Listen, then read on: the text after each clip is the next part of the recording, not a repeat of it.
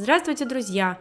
Михаил Коляда, российский фигурист, бронзовый призер чемпионата мира 2018 года, не поедет на зимние Олимпийские игры 2022 в Китае. Его заменит еще один ученик Алексея Мишина, Евгений Семененко. Ранее Михаил занял второе место на чемпионате России по фигурному катанию, что позволило фигуристу попасть в состав олимпийской сборной. По информации Федерации фигурного катания России, Коляда сдал положительный тест на ковид перед вылетом в Красноярск. Последние несколько дней фигурист плохо себя чувствовал и не тренировался.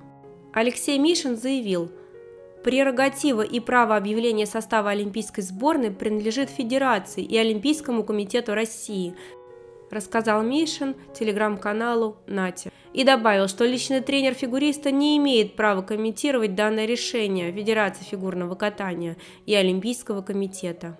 Конечно, данное событие не могло остаться без внимания в фигурном сообществе. Пусть Михаил в нынешнем сезоне не так хорош, как, например, в прошлом, но все-таки именно он является лидером сборной последних лет. Наталья Бестемьянова рассказала, что неучастие Коляды станет большой потерей для сборной. По мнению Натальи, Семененко, если откатается чисто, способен занять нормальное место, однако в последнее время Евгений очень нестабилен.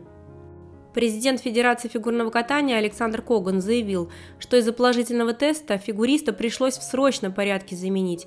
«Мы очень сожалеем, но ничего не поделаешь», – рассказал Коган в интервью чемпионату. Татьяна Тарасова не стала посыпать голову пеплом, хоть и выразила сожаление в связи со сложившейся ситуацией. Татьяна Анатольевна заявила, что Коляду заменили из-за болезни, но в связи с тем, что фигуриста в нынешнем сезоне не блещет, заменив его, сборная ни в чем не потеряла.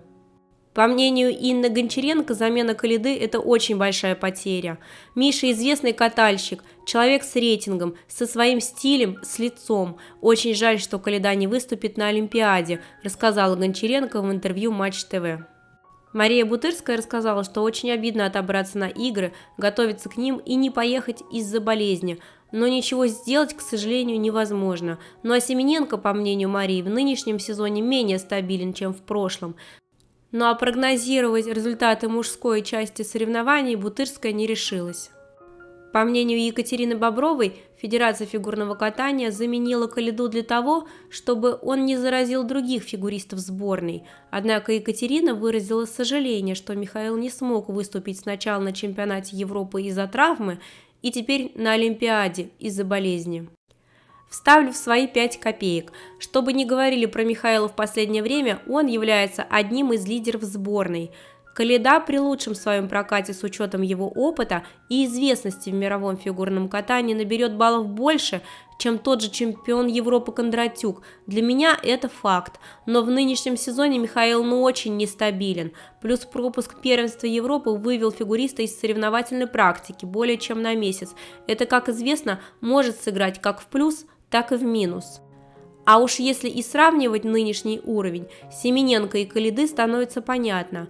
Замена Михаила – это потеря для сборной. Это если сопоставлять уровень фигуристов в разрезе предполагаемых занятых мест на Олимпийских играх. Однако, если мы смотрим в контексте возможных попаданий в призы, то здесь я согласна с тем же Алексеем Ягудиным. Сейчас для фигуристов сборной попасть на пьедестал на играх сравнить чуду, будь то с Колядой или без него. Максимум для Михаила или Марка – это 3-е место, да и то только со своим лучшим прокатом и ошибками соперников.